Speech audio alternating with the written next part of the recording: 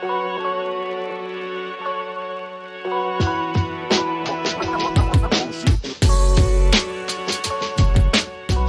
let's start with the rapid fire round. Yeah. At what age do you want to retire? 45. That was a couple of years ago. How long does it take you to get ready in the mornings? 3 minutes. Most embarrassing moment of your life? Oh, too many. Favorite color? Blue. What time of day are you most inspired? Around 9:30. How many hours of sleep can you survive on? 7.5. Fill in the blank. An upcoming technology or marketing trend is blank. I have no clue. The city in which the best kiss of your life happened. Oh, wow. Wow. That's, I can't disclose that. Pass them. It's not a pass, but I can't disclose it. Pick one, Mark Zuckerberg or Elon Musk. Elon. The biggest mistake of your career. Starting in an industry that is a low margin industry. How do you relax? Kite surfing, sailing, snowboarding. How many cups of coffee do you drink per day? Too many, probably 5. A habit of yours that you hate. I have no patience. The most valuable skill you've learned in life. Valuable skill. It's a good question. Being edgy. One word description of your leadership style. Centered, edgy, innovative. Edgy sounds like a repetitive word in this interview. Top priority in your daily schedule. Doing something new, something fun. Ideal vacation spot for relaxation. Any kind of big wave. Key factor for maintaining a work-life balance. Relaxing on the weekends, taking the weekends off, having some good summers, and just getting some time off with family and friends. Okay, so that was the end of the rapid fire round. Now we can go on to the longer questions, which you can answer with as much ease, thought, time as you like. The first one is, what inspired you to establish the WEF Global Lighthouse Network, and what impact do you hope it will have on global supply chains? So the inspiration came from literally looking at the old days when lean was invented. Everyone was traveling to Japan to understand what Toyota, Honda, others had done in terms of lean manufacturing. And then they came back to their own factories and would kind of build their own production system and make it their very own. What we figured out with the fourth industrial revolution, there was nothing such as one place to travel to. So the inspiration was to create this platform where you would go to and find the best kind of supply chains of the world that have embraced technology to drive outsized impact. That is a lighthouse platform. At the moment, we have 153 lighthouses on that platform, and it gives us a view into what manufacturing will look like. And what are the challenges you've encountered with this and trying to make this happen? Are there any regulatory challenges or anything that poses a risk? There are many challenges as we're embarking on that journey, and I would say we're still at the very beginning of this journey.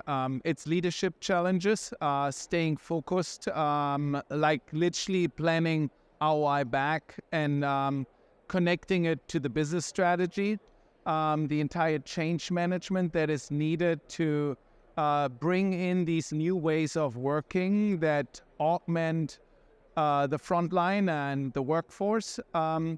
And it's literally, it is about modernizing the technology stack to allowing seamless and easy adoption. I think it's all about user adoption. So Gen AI is a big topic these days. I believe it will not bring so many new use cases, but it will make the user adoption and the user interface so much easier that we will see faster adoption. So if it's not Gen AI, then what is not so much highlighted by the world today that is going to take its place? I think it's like, look, the fun part of this is that probably manufacturing companies will be the biggest technology companies in the world because all these technologies are coming together on the shop floor, be it robotics, be it IoT, Gen AI, 3D printing, any kind of technology is coming together on the shop floor and needs to be put together to drive real kind of impact on the shop floor.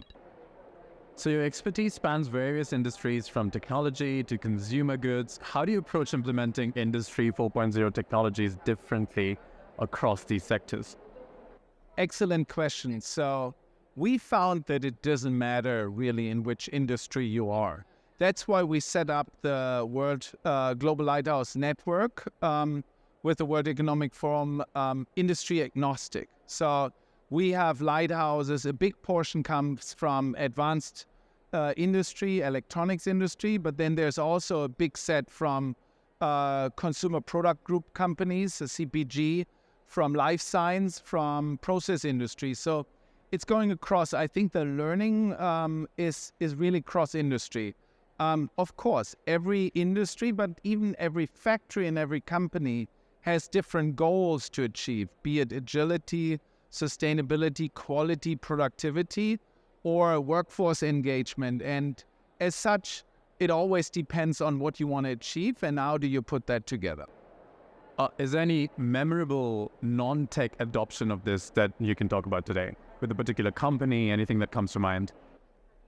Well, I think there are many industries that I would not say tech industries. So you could say all the consumer good companies that are adopting it. We had one of the latest lighthouses comes from the beauty industry. We have lighthouses in terms of steel making. So any kind of manufacturing company is benefiting from the technology and how we are bringing the technology to improve sustainability, but also productivity or literally just kind of the workforce engagement. So as the head of global operations technology at McKinsey Company, what do you see as the biggest hurdles for companies transitioning from Industry 4.0 to Industry 5.0? Couple of things. Number one, leadership, like really staying focused on what outcomes you want to drive and put the right use cases behind it. Number two is scaling. From the very get-go, think about how do you scale the use cases across the network. Number three is change management. How do you take your management along?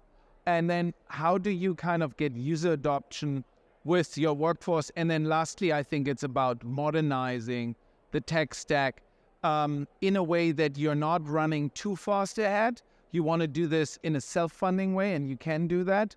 But you can also not wait until the very last minute to upgrade your technology. And what advice would you give to companies who want to stay ahead of the curve in this next industrial revolution? Learn from the Global Lighthouse Network. See what use cases have been successful adopted, what return on investment they will give. We have over 700 use cases that we are seeing used over and over again. 200 out of them are AI-powered. The returns are very attractive. Some of the use case bundles have a 10 times returns. On average, we see 3 to 5 times. There is no need anymore to do any kind of pilots and proof of concept. It's all about figuring from day one out, how do you scale this? How do you bring it across your network? You said 200 of the use cases are AI-powered. What are the rest of them? The majority of the use cases are simple digitizations of workflow. That's some. Others are just connecting data and creating the transparency for faster decision making. Others are planning tools that allow us to better plan our inventories in the factories. Some of them need AI. Some of them start with pure transparency and then later get AI introduced. So you've been involved in both academia and industry with a background in mechanical engineering and a PhD in the field.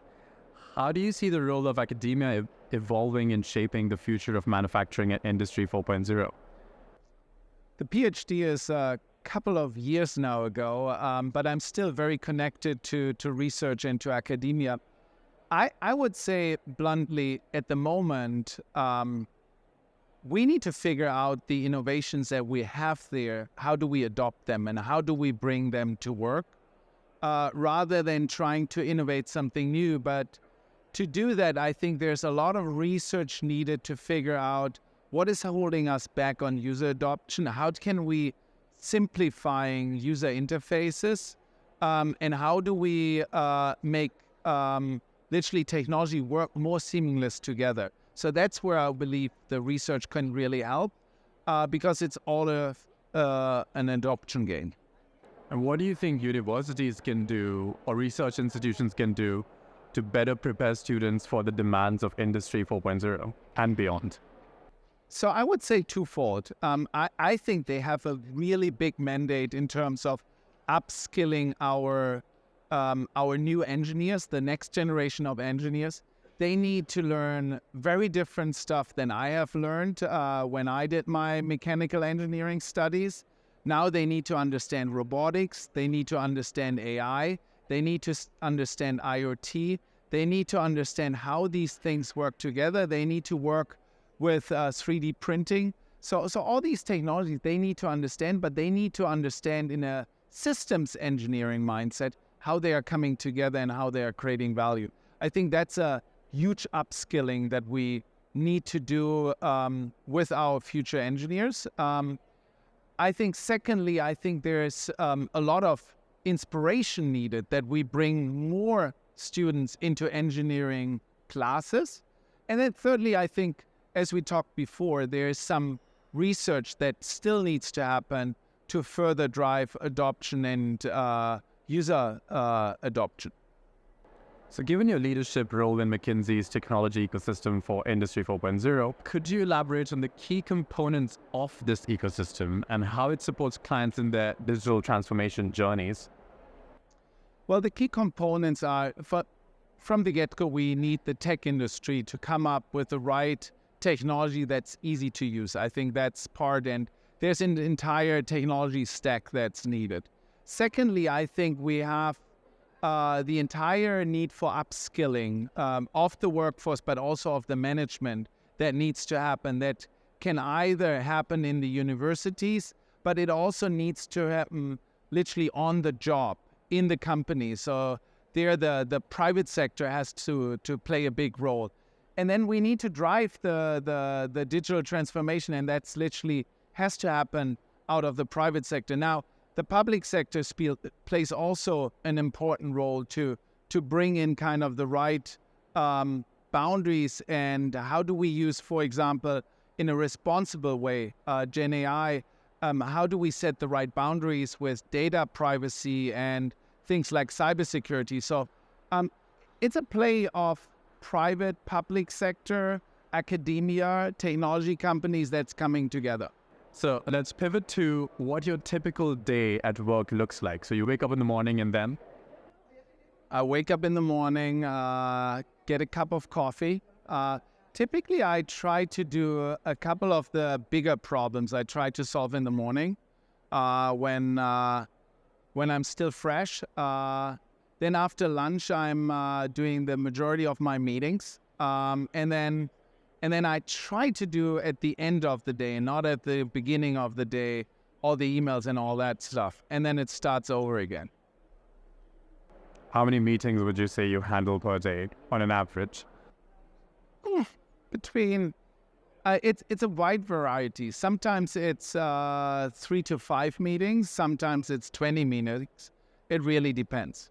So you've emphasized the importance of creating supply chains that solve the triple equation of people plus planet plus profit. Can you discuss some strategies or approaches that companies can adopt to achieve this balance effectively?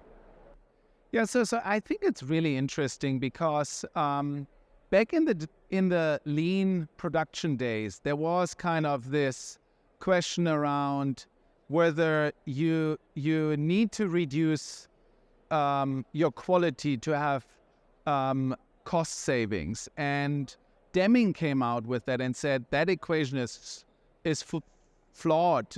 It's really about you can have high quality and high productivity.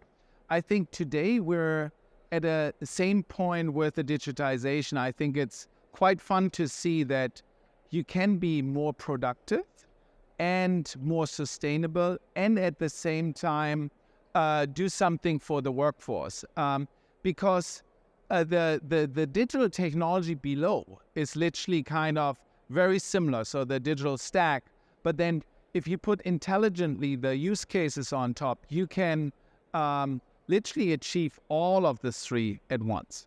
So in your experience, what are some common misconceptions or challenges companies face when trying to align profit motives with environmental and social responsibility in their supply chains? I think there are no conflicts. I think you just need to figure out what for your business strategy is the right thing to do. And then I think what we have seen with many of our lighthouses, once you have built your digital capability, built your digital stack, and have started to innovate by putting these use cases to work with a fraction of time and resources, you can literally put in sustainability use cases. Then they can be making you highly competitive. So we encourage that to look in a very balanced way at use cases that drive productivity, output, agility, but also sustainability and workforce engagement. All right, so the last question for you is of a personal kind again. What would you be doing in your life if not this? I love this. I love factories and I wouldn't want to do anything else. I am Enno de Boer, Senior Partner at McKinsey, leading our Global Operations Technology practice. Catch me on the Technology of the Month show.